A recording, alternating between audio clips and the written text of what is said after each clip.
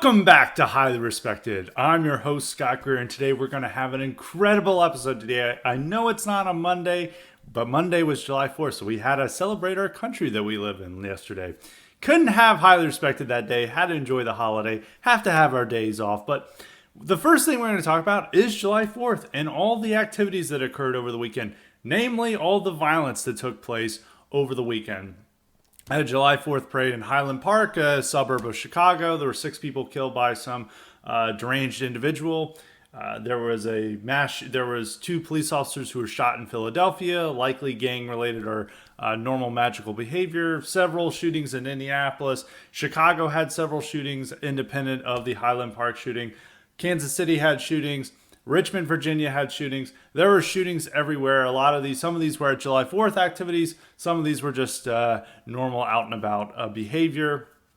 Or also videos of just like complete chaos downtown in other places around, Chicago, I believe. There was also riots in Akron, Ohio over a black man who was shot by police. Black man had discharged his weapon at officers. I mean, they're trying to say he didn't discharge his weapon at officers. He was just like kind of accidentally fired his weapon, and this is why he shouldn't have been shot. He was shot by police officers, and there were riots over him. Over 50 people were arrested in those activities, and they had destroyed stores and looted as well there. So it is a very chaotic weekend that really illustrates where America's at this moment.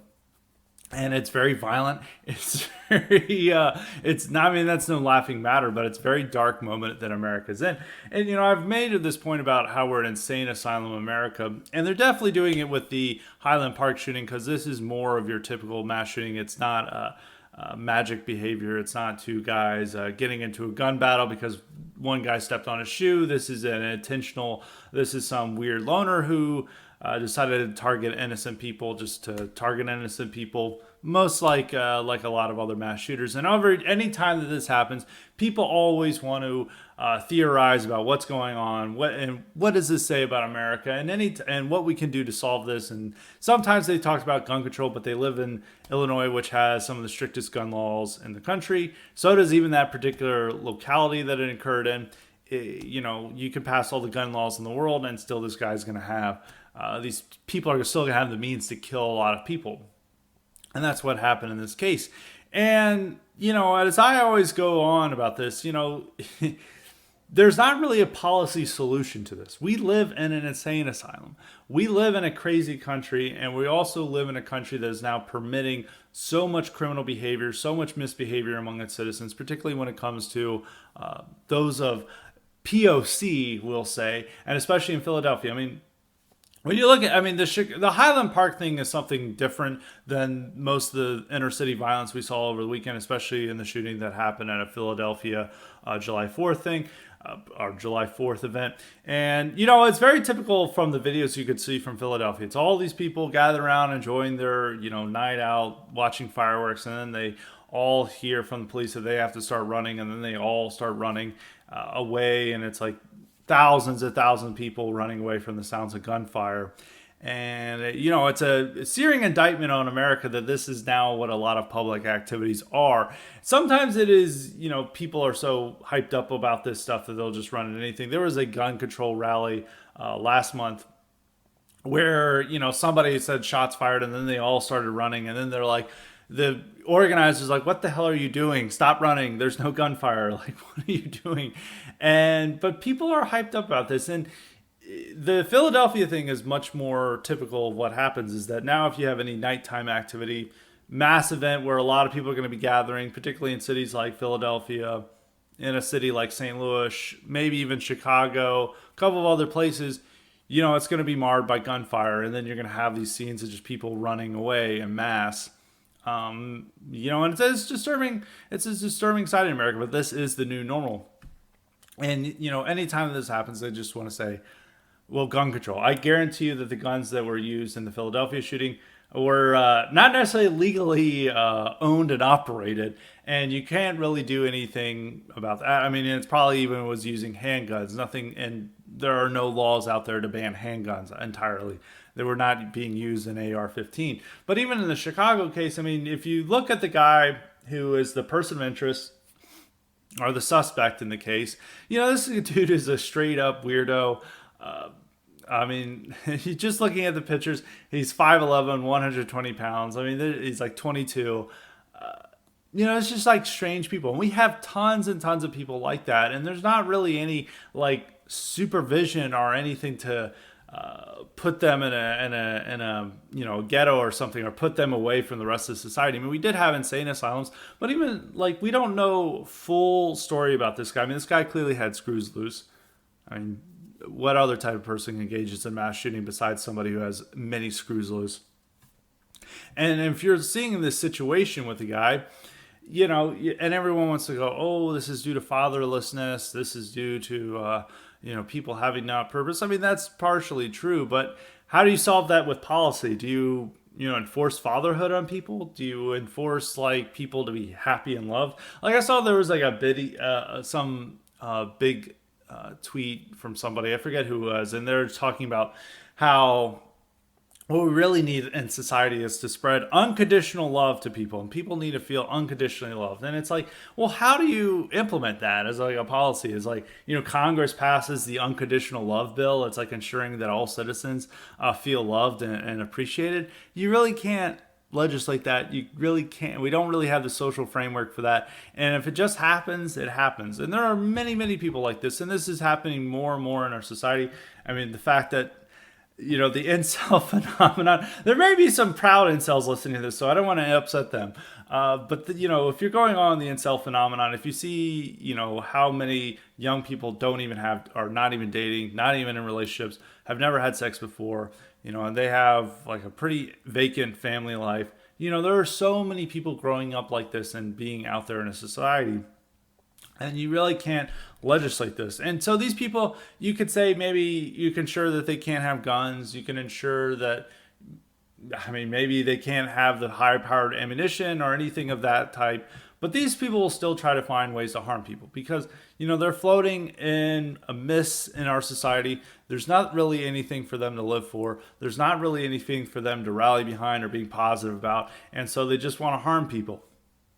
And, we can just say, we could tut and say, we're never going to show this guy's name on TV again. And it's like, I don't think some person who's like has these thoughts is just like, I'm just doing this purely for celebrity. There is part of that, but I mean, it's a news event. We need to know these people's names and what they look like.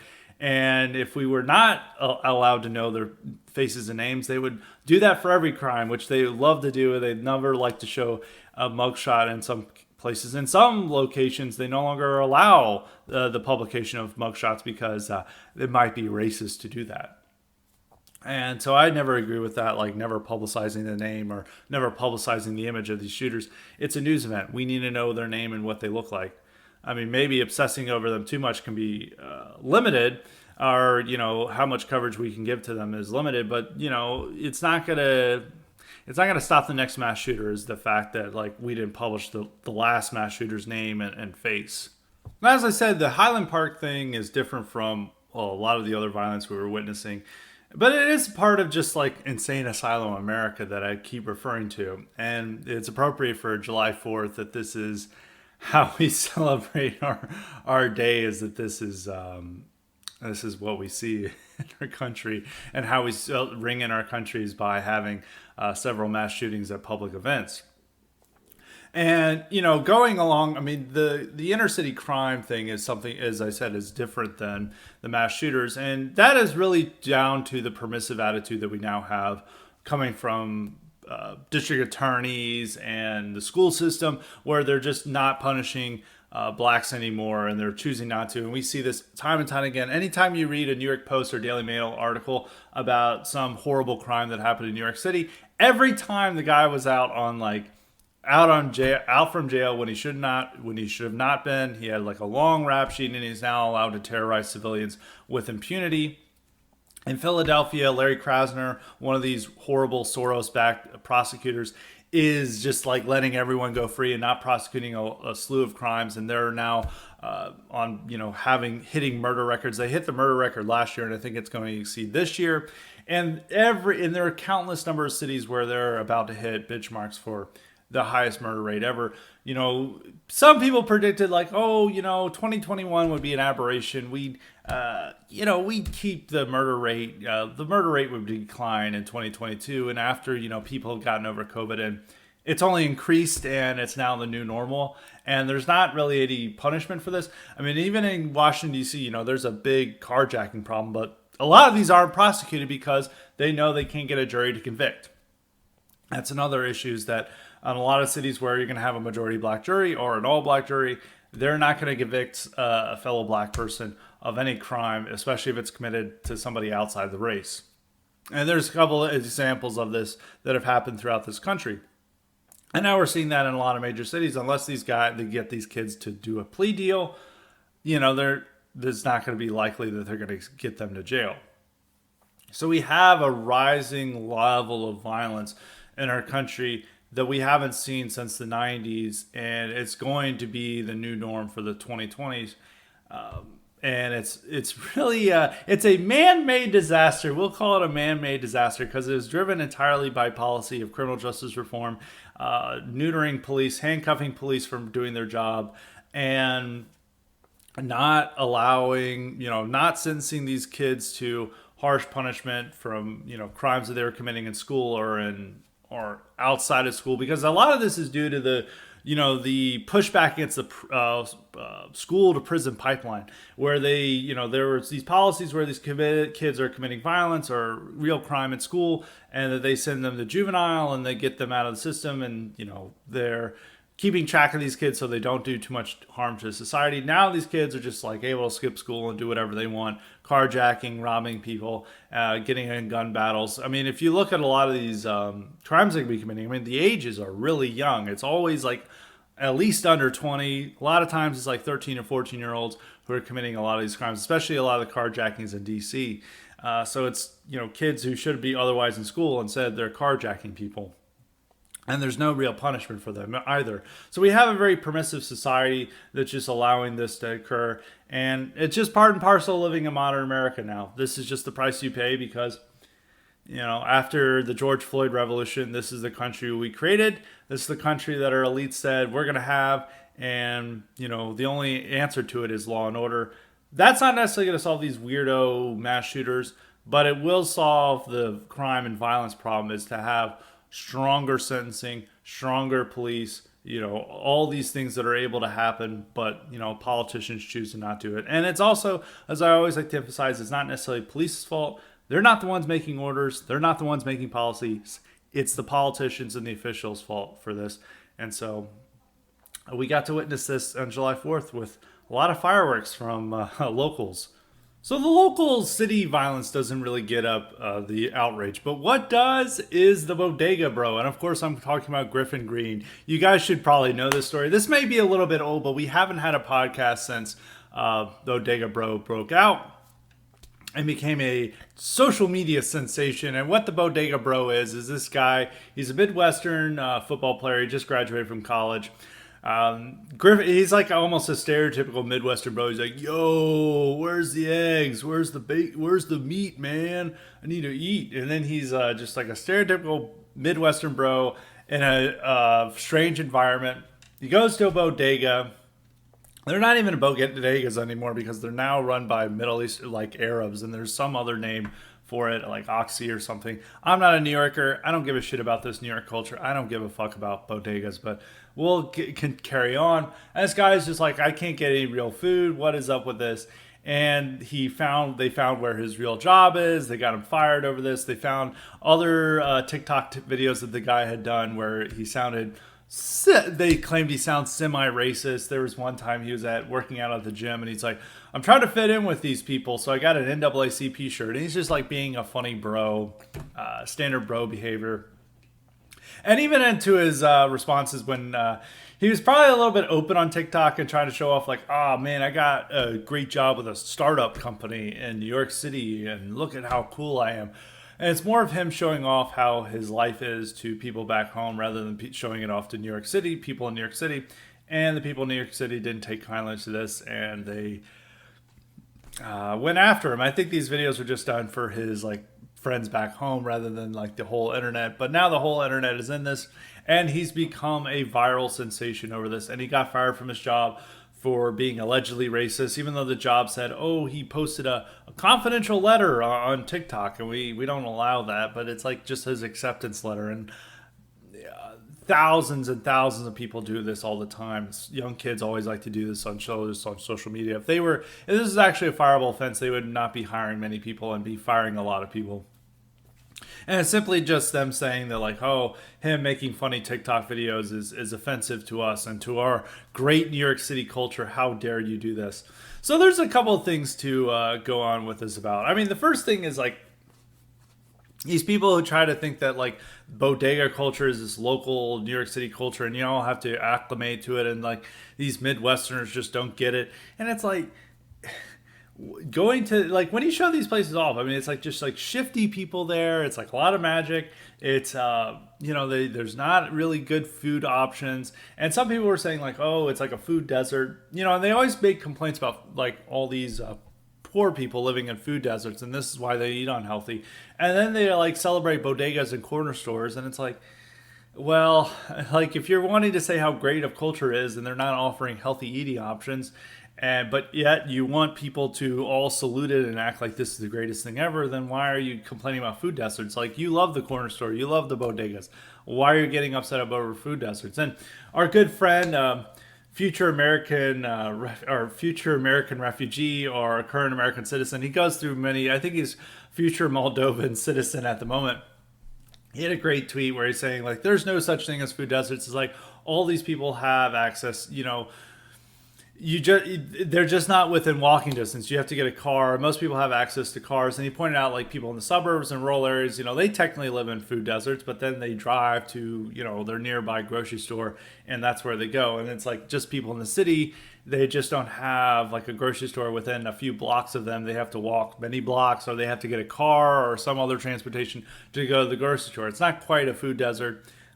It's just not a convenient food location spot where they live at.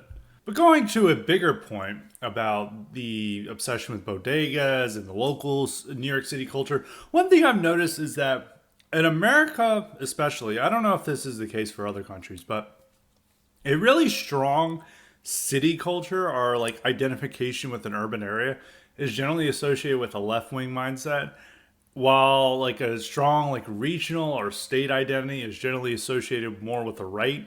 Like if somebody is like a proud Bostonian or a proud New York City or New Yorker, I mean, even I was about to say New York Cityer, or a proud Chicagoan or a proud LA resident, proud Frisco resident, proud anywhere, who's like obsessed with their city, makes it a big part of their identity, loves to tout that they're from the city. You generally assume that they're going to be left wing. Now, in some ways, that's just true of the cities are more left wing, more Democrat. But there's also just the nature of like, we got to protect our city culture. We got to be really local. We've got to only just like be obsessed with our city and be, having these local events. And this is what our whole city is about. And the left, Antifa, and all these other types are very obsessed with just their city. And that is a big part of their identity. That's something very true in America with, city identification. I don't really see conservatives in America who are really obsessed with their home city in the way that liberals and leftists are. They really like to emphasize that they're from a particular city. Well, the right emphasizes more they're from a state or a region. And the region generally is the South. I mean, if they're anywhere from the South. I mean, South is really one of the few places where it has a really strong regional identity. I don't know if Midwesterners are like, I'm a proud Midwesterner. I mean, sometimes that's the case, but not nearly to the same extent as the South. Pacific Northwesterners have like Cascadian, pride and that type of stuff. But it's still not as strong as the South. But if you're really emphasizing that you're from a certain state or a region, generally more associated with the right than the left. But if you're just like obsessed with a certain city, is like, this is my city, this is my hometown, I'm from Nolans or whatever, it's like you can guarantee that this person's a libtard with that. And sometimes, I mean, it's like, there's nothing wrong. I mean, actually, it's a good thing to be proud of your community and proud of where you're from and proud of maintaining its traditions. But generally, the traditions aren't really worth preserving, as you can see with like the bodegas, and even the bodegas that's like not an authentic culture. This is just something that has like popped up in New York City in the last 60 or 70 years, where immigrants came in and took over neighborhoods that had originally been all white or all ethnic, and then they made it their own. And it's now, and even bodegas are actually being replaced by, they're not Hispanic owned, they're now being Arab owned, and they're losing actually their aspect of being a bodega, as there's a different culture being taken on, but they're all like, we must preserve the dignity and ancestral tradition of our bodegas, when it's just been something that's been around for 50 or 60 years. And then generally among even New Yorkers, it's like just like a white thing to be pretending that they have street cred and they're cool, and they're like, oh yeah, I'm going to a bodega, when it's really, as this guy exposed, as the Bodega Bro exposed, these places suck. Like, why do you want to shop here? It's like you'd much rather go to one of the affluent, awful stores such as Trader Joe's or Whole Foods. You'll have healthy eating options there. Oh, it may be corporate, whatever, but at least you'll have healthy eating options. It's like, go to the anti-corporate place where you can't find any greens or vegetables or fruits. It's just all ramen and microwavable dinners. Why do you want it? Why is this like worth preserving? So that's something, and another thing that strongly identifies city culture is like the sports teams and stuff. But like conservatives have that as well. But that's more just tied to the region and state identity rather than a particular city. So that's something to keep in mind. I've always noticed that is like when it comes to state and city localities, is like, and generally people get really worked up about being in a particular city and that they adopt it as like their whole thing. It's generally a liberal mindset. I mean, maybe conservatives are more nomadic than liberal American white liberals. That could be a thought. I doubt that's actually true. I know plenty of liberals who move around just as much as conservatives, but conservatives, they generally place their allegiances higher to more the nation, the state, the region, than they do to a particular city. I mean, the city is just like somewhere that they may live in a suburb of, rather than any place that they have a particular allegiance and attachment to. The other thing I noticed about the Griffin Green saga is the man himself and what his highest aspiration is. I think Griffin Green is a guy with very good instincts. He really, he's approached with a new environment, and he has a very healthy response to it. He's like, what is going on with these people? Like, where's the healthy food? Where is like the, this place, like my place smells like piss. Like, he has like the natural reflexes and disgust response to seeing wrong things about the world. He's not like one of these liberals like, wow, I love the authentic culture. He's actually getting what he's seeing in front of him. But he's still, one of his replies to his haters, this is before he got fired, he's like, I'm in one of the top 10 startups in this country, and I just got this new job. And he's like, is really trying to display or defend himself by appealing to being a striver, as appealing to being like, I have the successful job, I'm doing this, you're not, this is why I'm awesome. And his highest aspiration is to get what is considered by society to be a normal corporate job, moving to New York City, moving to one of these big cities and doing that. And that's really what he strives for, and that's really how he is appealing to high status in his videos. And I thought that was like something interesting, because we always hear, I'm going to bring this back to some of my pet subjects, especially in arguments with a lot of the right-wing Twitter and all the things that I get into. We get all these talks about how, civil war is imminent, like national divorce is imminent, like people are just not having opportunities, like people are giving up on like their American dream and their, corporate aspirations, like those are no longer available. And then you see a person like Griffin Green, who should be the type of person that, you see them, that this person is alienated from the world, or he's realizing he doesn't have quite the opportunities his parents and grandparents had, and maybe he is taking a different path from them. He's not trying to be a corporate striver or, get this big job in the big city. He's just moving to the rural hinterlands or something like that. But it's not the case, and there are so many people like this. If you visit just any city in America, you can see tons of young white men who you would think if they don't have opportunities, they would be a part of a revolutionary cast, that they would be demanding change. But instead, these people have nice jobs. They have, they have their activities, they have their hobbies to do.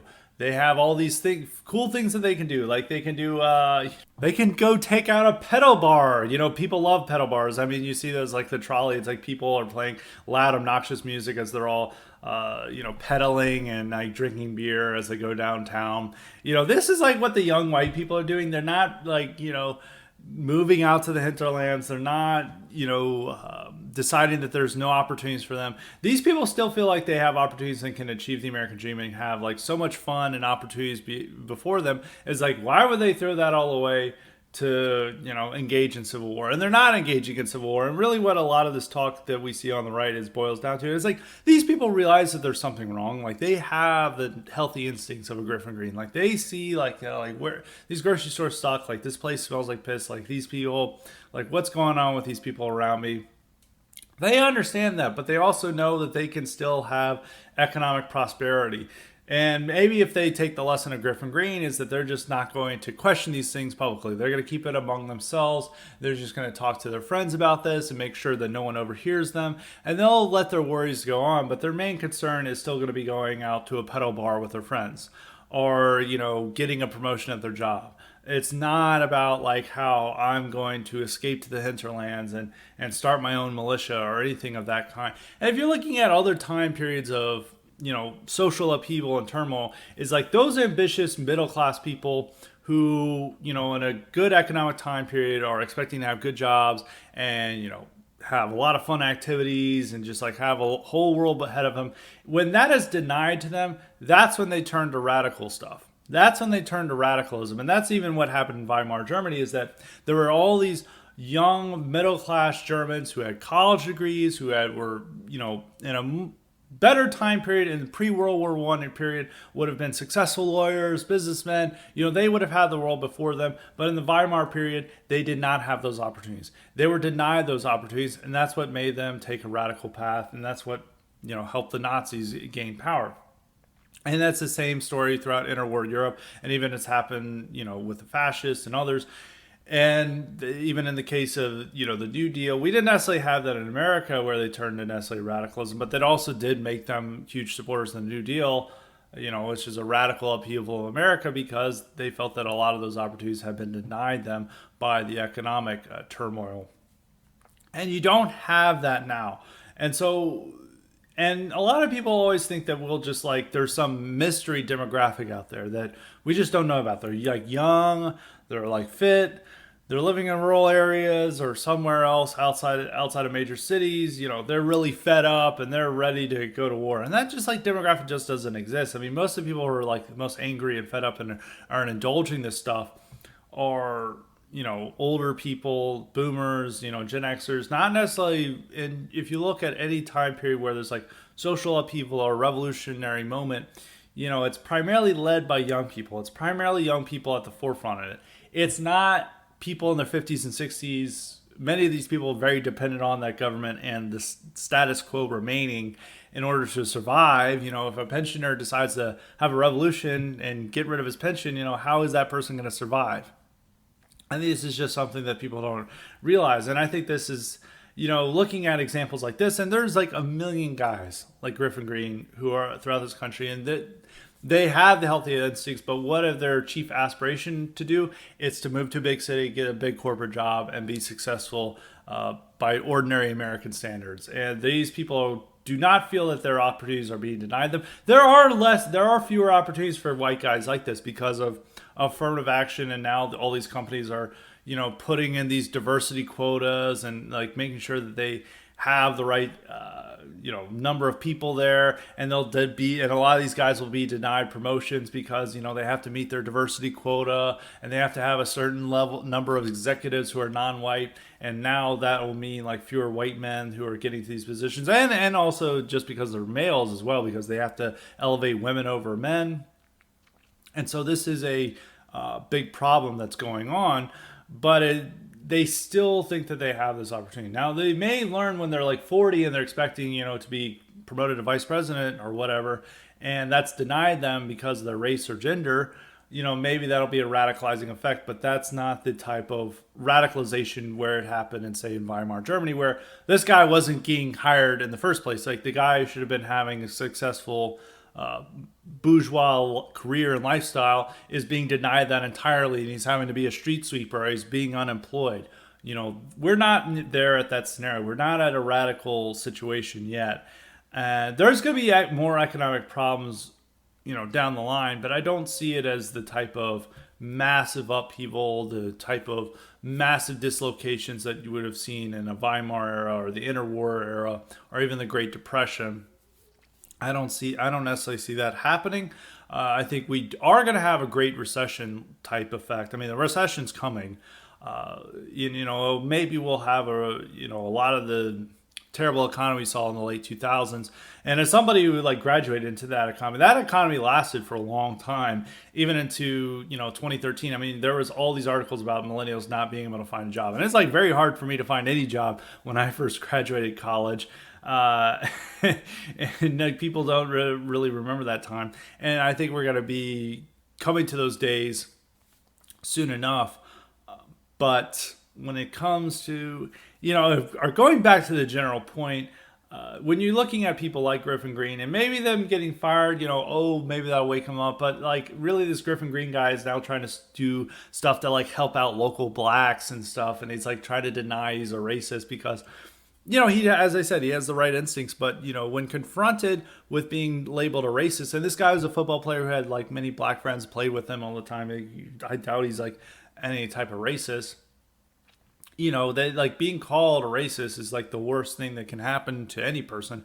And you always see these people like cuck and like, not, I don't necessarily want to say cuck, but try to acclimate to the left standards on these scenarios in order to, deflect that accusation that they're racist. Because I mean, people like, besides pedophile, people would like rather be called like a murderer or a criminal rather than be called a racist in our society. So besides pedophile, it's the worst thing that you can be called.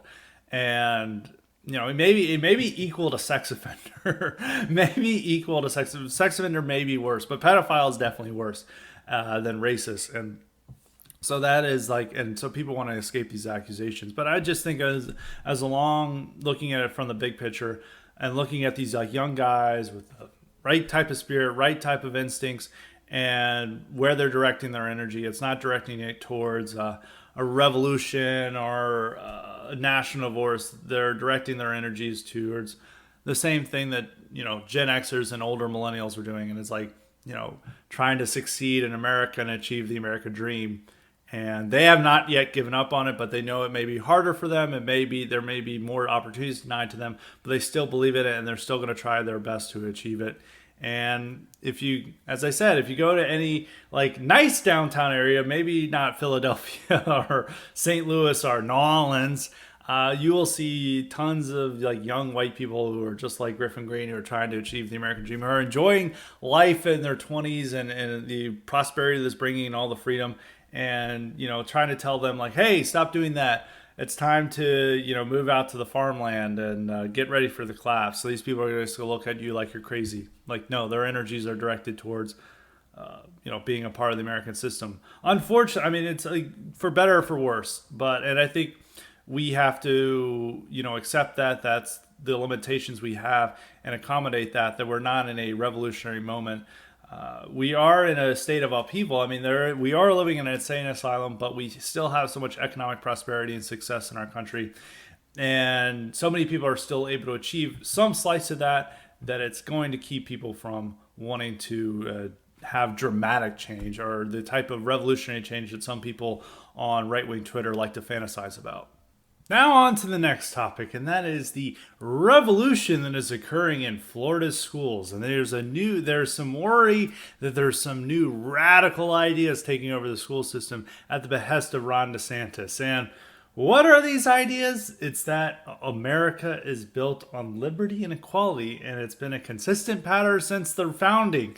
I know this is pretty radical for a lot of you guys to hear. I know this might get me banned for saying this, for even mentioning this new curriculum that's being put in place. But that's what's happening, and allegedly or apparently there's some type of controversy over this, even though this was the standard at liberal education for many, many years in American education. But for some reason, this is now the new radical thing that's being pushed by the new right and populist thing. One of the chief champions of this is Chris Rufo. There was like these things about how dangerous these slides are. So there's slides that are being happened. This program that they're now pushing is being developed by Hillsdale and Claremont. Hillsdale and Claremont, if you guys aren't familiar, are like considered the brains of the new right, or the brains of Populist Inc. And this is the ideas they're setting forth. So I'll read some of the slides that are being shown off. It's like, how does the Declaration of Independence set the foundation for equal rights for all of Americans? And one slide, it has the founders and their opposition to slavery. It has a speech bubble from George Washington. It says, "It being among my first wishes to see some plan adopted by which slavery in this country may be abolished by law." And then it's another one. I can't tell. I'm pretty sure this is Thomas Jefferson, not Alexander Hamilton. Sometimes Thomas Jefferson looks a little bit different in his photos. I'm pretty sure this is Thomas Jefferson. "The abolition of domestic slavery is the great object of desire in those colonies where it was unhappily introduced in their infant state." And then so the founders were opposed to slavery at the beginning. And it says that the Gettysburg Address is a new birth of freedom. And then 7 years ago equals 87 years. The proposition that all men are equal put out there for proof. Self-government is emphasized, and these are bullet points. Self-government is emphasized at this end, as he stated, and that government of the people, by the people, for the people, shall not perish from the earth. And then sound bites from the 4th of July speech, and it's highlighting a very dangerous figure in Frederick Douglass. And this is the 4th of July. It is the birthday of your national independence and of your political freedom. Fellow citizens, pardon me. Allow me to ask, why am I called upon to speak here today? What have I or those I represent to do with your national independence? And actually, that speech was actually like critical, because it's like saying blacks could not participate in freedom and independence. Frederick Douglass's 4th of July speech. So the radical ideas being pushed is Frederick Douglass speeches and the idea that the founders were opposed to slavery at the start. There's also slides of de-emphasizing the separation of church and state. And it's like standard conservative fare, but now it's being more emphasized in school, but not like, it's not at a full extent. Like, none of these things that I read would have been anything different than I learned in elementary school and middle school in civics. And it's like for civics classes, and even in high school, I don't even think they would have been anything different than what I learned in the 2000s and 90s. So this isn't quite radical. But Chris Rufo thinks it is a huge revolution, and so he had a whole thread on this. It's like, incredible. The DeSantis administration has partnered with Hillsdale College, developed this fantastic new training program for teachers on American history. This is how you drive policy and shape culture. From the founders to Lincoln to Douglas to King, and that's Martin Luther King, of course, a clear, confident exposition on the triumph of American liberty and equality. It's Hillsdale and Claremont getting mainlined into Florida public education, and it's beautiful. When I was a visiting lecturer at Hillsdale earlier this year, I had a long conversation with Larry Arnn, who heads up Hillsdale, about the direction of the college's efforts on K-12 charter schools and curriculum development. An enormous white pill. Hillsdale is going to save the country. I don't know about that, but that's what he is claiming. Hillsdale and Claremont were also involved in the 1776 Commission. If you guys remember that was like Trump's effort at pushing a patriotic historical framework to challenge critical race theory in the 1619 Project, and all it came out was the same stuff as like liberty and equality were there at the beginning. Identity politics was invented by racist Democrats like John C. Calhoun. Martin Luther King and Frederick Douglass are near equal to the founders, if not part of the founding fathers. And it's really just all the stuff you would have heard as I said, in the 90s and 2000s. And it really represents the new right into populist think is that it's radical means to achieve a very moderate end. And the moderate end is just restoring 90s Bill Clinton liberalism with an edgy veneer and this radical, this attempt, this faux radicalism. And that's really what populist think and the new right are. And this is like we're using radical means to do this, and Chris Rufo was like outlining this whole strategy he has. Is like I'm outlining this thing for the next Republican president to eliminate the executive branch and all this administrative state, in which I support. But it's always like comes at it's like, well, what's replacing this stuff? Like, what is replacing critical race theory? What is replacing the 1619 Project? And they're really just dusting off textbooks from the 90s and just like, oh, here we go. It's less anti-founding fathers. It's still emphasizing Martin Luther King, Frederick Douglass, and like any black person who and like the black guy who invented the Super Soaker, allegedly invented the Super Soaker, and it's saying that this is what America's about and this is what should be taught to all school children. And it's not quite radical at all. It's like really we're just like going back to an earlier time. I had this tweet saying like conservatives. Old conservatives were always like saying pining for a return to the 1950s. Now the new conservatives are pining for a return to the 1990s. Not the worst thing in the world, and I understand where this is coming from, but it is just funny that like people always pine for this stuff, and you can see this with a lot of bigger conservative accounts. Like Jack Posobiec, I think a month ago, was tweeting about how Pizza Hut has fallen, and it was appealed to these 90s era Pizza Hut where it had all these games. It's a great place to take a family, and now like all these Pizza Huts are like ramshackle state and being shut down. And he was showing off all these commercials from Pizza Hut from the 90s, and it presented like the ideal America. There's like some kid who's like playing little league baseball, and he makes the big catch at the end of the game, and they all go to Pizza Hut afterwards, and it's like, wow, this is like the ideal America. No longer is it Norman Rockwell paintings. It's Pizza Hut commercials from the 1990s. And people really want to revive that aesthetic and just feel of it. And it's funny for people saying this. Like, if you went back in time to the 1990s, like, that was the height of the culture wars. That was even when major presidential candidates were running on the culture wars. Like Bob Dole, who's Nolan's idea of a hardcore conservative, was running on the culture wars heavily in the 1996 campaign and the general election. Republican, congressional and Senate Republicans were running hard on the culture war stuff, and they were talking about all the filth that is in video games and in music and in movies, and we have to do more to stop this. And there was plenty of books being written about the degeneracy of American life. Like there's a famous book by Robert Bork called Slouching Towards Gomorrah that's all this like how America has fallen, and it's him looking at 1990s culture and just how awful it is.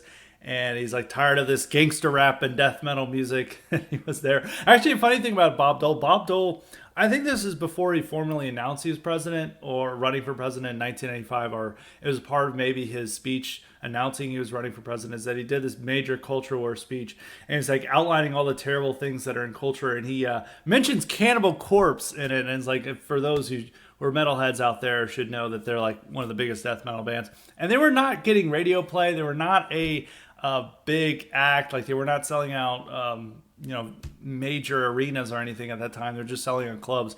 And he mentioned like how awful like Cannibal Corpse is, and they were not signed to a major label either. So it's just like funny. He like he singled out Cannibal Corpse by name in that, and they'd always like bring up death metal. And then it carried on into the late 90s with the Columbine shooting and people railing against Marilyn Manson and violent movies.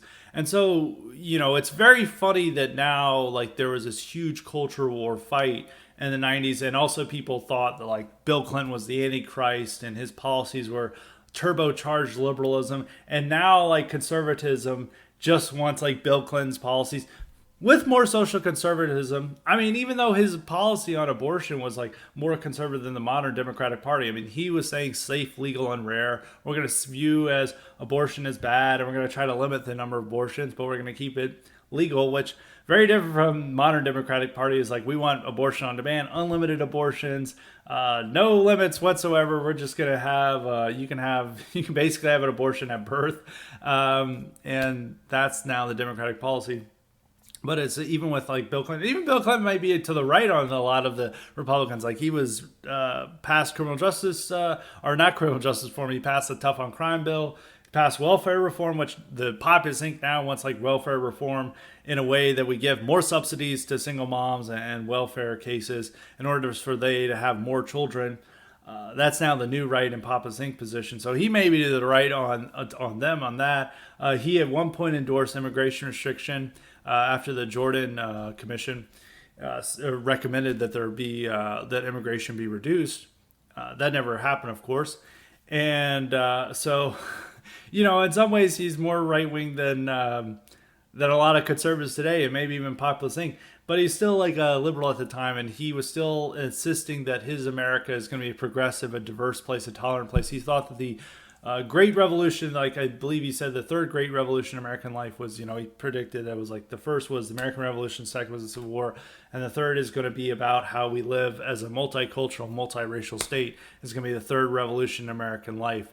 And I don't know how many people would consider that conservative, but even like the life in the 90s was just, at that time people thought they were living in Sodom and Gomorrah, and now people looking back, they're like, wow, this looks like paradise. And in some ways, yeah, it was much better. I mean, obesity was nowhere near the rates of it that it is today. We were also a 70% white country. There wasn't as much diversity. The culture you had, choices you had, the movies, TV shows, music was probably a lot better than you have today. And so people just pine for that. But it is like a part of the, Gen Xers and millennials have no memory of the 50s or the boomer times. And, nobody really pines for the 70s and 60s anymore because they saw those as turbulent times, turmoil. I mean, people did pine for the 80s, but it's now just settled on the 90s. And this even goes into the education curriculum, is that they're all predicting that this is a bold revolutionary, a new right, dangerous and edgy. And when they unveil their big grand theory that's supposed to threaten libtards, it's we were founded on liberty and equality. America was founded on an idea. And some of these times they'll wiggle around as America's not just an idea, it's a nation. But then they want to define America. It's America's defined by liberty and equality. So they stick to the old conservative talking points anyway. So this isn't quite revolutionary radical. I don't think this is going to turn the country around. This is really just trying to hit the rewind button to 20 years ago and claiming that this is a whole new way of going about things. We're using state power to ensure that everyone agrees that America is an idea and it's open to all, and this is how we should operate as a country. And so it's not really what we're about. In some ways, I would say that maybe critical race theory and the type of left-wing historiography may be better than this stuff, because it at least admits true things about America and it honestly addresses race rather than pretending the founding fathers didn't see race, or pretending the founding fathers always intended America to be a place open to all and it was just defined by ideas and abstract concepts. And this isn't really the story. I mean, I think a 1619 Project and other things that at least admit things that we don't want to acknowledge about America, or at least from the conservative Inc. perspective, they don't want to acknowledge about America. We're not trying to say that America is just an idea, or is it just open about equality and that everyone could be an American. That's not what we're about. We're talking about that there's a particular founding people who are here, and the founding people are more important than the the alleged founding principles that are apparently open to all. But that's all the New Right and Papa's Inc. are for. And some of this, they really do adopt all our language and rhetoric and energy, and they try to copy it, but it's all for standard conservative Inc. goals and missions, but they, use a more radical veneer, and they try to say we're about something new and different, and we're so edgy with this stuff. We're saying white pill, about this. I'm Chris Rufo. This is so, important that we're doing. And I can't deny that they're actually getting things done, but some of these things that are getting done, it's either not really getting implemented in the way we want. Such as some of these critical race theory bans where, they're trying to make the education curriculum more like how it is in Florida, and it's everything. There's no bad mouthing the founding fathers for deviating from the goal of America being a nation of liberty and equality. Texas has similar standards to that. They don't have a set curriculum where they're working with Hillsdale and Claremont on, but it's going by the same general spirit as being animated in Florida. And so some of the and other things that they're doing, like ending racial indoctrination in government training, and that stuff is like very good that they're doing. But when it comes to like offering an alternative, it always comes up empty, and it's thin, and it's basically hitting the rewind button back to the late 90s and 90s era liberalism whenever they have to come up with a standard. So they use our language and rhetoric, and they talk big, bold plans about a new America, new founding, this whole new paradigm. And then when it actually comes time to giving concrete answers about what it is, it's just the same stuff we've heard for years and years and years, and it's nothing new and different. They'll maybe use some new catchphrases like "America is a nation, not an idea," and other things like that we've been saying, the distant right has been saying. But ultimately, it comes down to just very shallow conservative talking points. We actually have to nail them down and ask, like, what are you for? What are you presenting? What are you trying to accomplish? What is your goal? And it just comes down to the education standards we're seeing in Florida, which maybe in some ways is better than critical race theory. In other ways, it's worse. And I don't know. It's just trying to forge this diverse, multicultural, multiracial nation into this colorblind, conservative 90s fantasy, which, could work in the 90s because we're, over 70% white then. Very different culture that we had then, very different society that we had then, very different world situation and media markets we had then. And we're trying to return to that rather than actually trying to build something new on a more firmer foundations than just seeing American as an idea. So those are my thoughts on that. I don't think it's anything worth really celebrating what we're seeing in Florida. It's just a return to the standard tripe we've seen for years and years and years. Now it's time for Cognitive Elite questions. So we have 2 today. As a reminder, you too can get the power to ask me questions or suggest guests and topics if you sign up for the Cognitive Elite option at Highly Respected Substack, and that's at highlyrespected.substack.com. And if you haven't done so already, make sure to sign up for the IQ supplements while they're there. I'm getting rave reviews from the fans on this. Greer heads are upping their IQ on a weekly basis thanks to the IQ supplements, so there is no reason for you to not sign up for them. The first question comes from JB. He asks, it's a little bit of a complicated question, but he asks, have you ever heard of a term called formalization? I think that's the term. People talk about this will say something like, in Russia, we know Putin is basically in charge. In China, we know Xi Jinping is basically in charge. In America, it's not clear who is actually in charge. I think the idea is that formalizing the power in America would have long-term benefits for the right wing. If you're familiar with topics, do you have any thoughts on it? Yeah, that's an interesting subject. That is clear that you don't have one person in charge. But even in Russia and China, it's not just really one person there who's making all the decisions. In China, they have the Communist Party that's making a lot of decisions. In Russia, he does have this Silovsky. I'm, of course, mispronouncing the name, but he has people around him who are also in charge of this. But he is the main figurehead. He is the one calling the shots, which you really don't have with Joe Biden. Joe Biden's clearly not calling the shots. And even when we had Trump in office, the bureaucracy was overruling him in many cases, such as what you saw with the Floyd riots. When he wanted the military to be deployed, the military told him no. And there was worries that they, elements within the system may try to overthrow Trump at that moment. Even when he tried to do January 6th, pretty much nobody was on his side in the government during this, or even just during the Stop the Steal rallies and their moments to question the election results or challenge the election results, rather. And they just no help to him, and they kind of removed him from power after January 6th too. And it's not really a central figure who's in charge. We just have this massive bureaucratic state, the deep state. You would say that it's an unelected bureaucracy that is really in control of a lot of decisions, whether it's the Pentagon, the CIA, the State Department, the Department of Justice, even though the Attorney General has a little bit more of a control of the Department of Justice than that is a person appointed directly by the president. But a lot of these areas of the government, and just the bureaucracy in general, the administrative state in general, is able to run the country without the say of the people. And the people who are most beholden to the public and to their outrage and their thoughts is Congress, the legislative branch, and they pretty much have very little power over what gets done. Like the legislative branch does very little. They're not able to run this country. It's pretty much all done through the administrative state and the unelected bureaucracy and the deep state, with then the judiciary making the final say over whether they can continue to do these things. And that's really how public policy is made. So it's all these levers and structures within our society rather than like a formal figure or a formal, clear force that you can say is dictating these things. I mean, and it really is the liberal elites that are in control here, and they make the policies. And when it comes to Biden, I'm not sure who is making the final call on these things. It's clearly not Biden. It's clearly some of these like staffers around him, or maybe like Ron Klain and some others who are deciding like public policy for our country and what's going to happen, and the Democratic Party itself and the leaders behind it.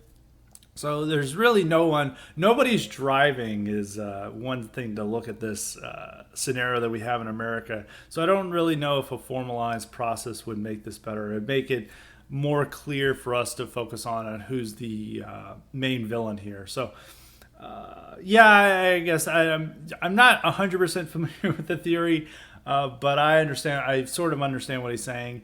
And I don't know if it would be better or not, but it's harder to make it a clear person in charge like it is in China, Russia, rather than it is here. And in case I didn't say his name, I'm making sure I did. That question came from JB. Now for the second question. This one comes from Friendly Groiper. We love our Friendly Groipers. He asks, Scott, do you have any thoughts about the upcoming election in Brazil? Is Bolsonaro our guy fighting the gay, or does the election not really matter one way or the other for the distant right? I would say, he is sort of our guy. He is a very Trumpian-esque figure. He's a nationalist. He is pushing a lot of our ideas. He is a right-wing insurgent who is very much opposed to the left.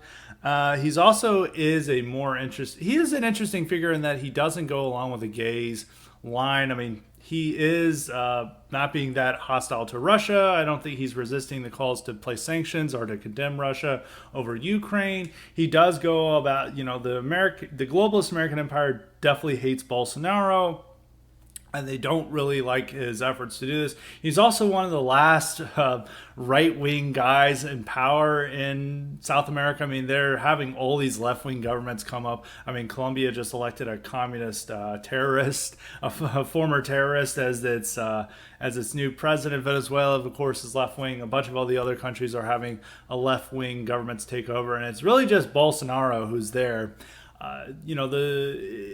Brazil is very much, due to its nature, everyone's always talked about worried about America becoming Brazil. It's a very corrupt state. It has a lot of crime. It has a lot of corruption. But Bolsonaro represents a right-wing populist, authoritarian who can actually control a government and wield it against his enemies and actually do positive work. It's not 100% like... it's different from Europe. I think the European stuff, like a right-wing nationalist, like gaining power there, like a national front, is probably a little bit more important. But Bolsonaro has great content, and him winning is just like a big boost to the international right that we can still resist the left. And like the left taking over all of South America is not good for us. And if he loses his election, I think that's going to create a lot of problems for America and the world. So we want Bolsonaro to win. I'm still supportive of Bolsonaro and his policies and what he wants to do. And he is more anti-globalist American empire than I think any of his opponents or challengers would be. And him winning would be about as big of a boost as Le Pen would have been winning the presidential election. Not as quite. I think Le Pen winning the presidential election in France would have been a much bigger deal, because France is just a country that matters a little bit more than Brazil at this moment, at least from a European perspective. But it'd be about equal to, Orban winning, or in those scenarios.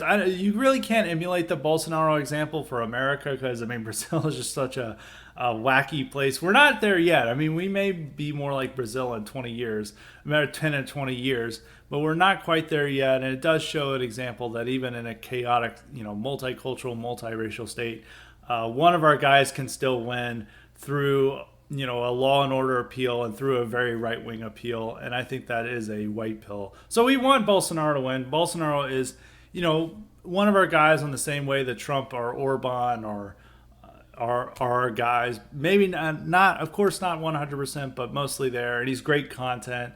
He likes to post funny anime stuff. Anytime his Twitter is like hilarious. So we want him simply for the content, but it'd also be pretty epic if you want. And it would be a sign that like at least one country still wants to vote for the right and not have a left-wing government take over in South America. So those are my thoughts on the Brazilian election and my thoughts for today. That is it for this today's episode. I hope you guys enjoyed. We're going to have another incredible IQ supplement later this week and another great, highly respected next week. So tune in for that. So until next time, stay respected.